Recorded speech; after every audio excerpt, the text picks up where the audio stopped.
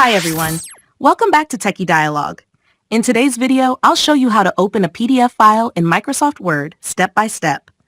This is a great way to work with PDF content directly in Word, making it easier to edit or format. Let's jump right in, and don't forget to subscribe to the channel for more tech tutorials and tips. Step 1.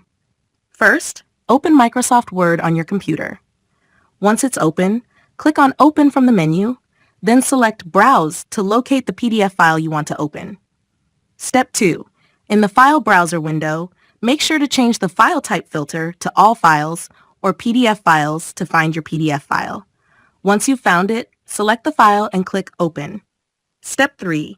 A pop-up message will appear, informing you that the conversion may not be perfect depending on the complexity of the PDF. Click OK to continue. Step 4. After a few moments, the PDF will be opened in Word as an editable document. You can now make changes, format text, and save the file as a Word document or in other formats. And that's it. You've successfully opened a PDF file in Microsoft Word. Thank you so much for watching. I'll see you in the next video.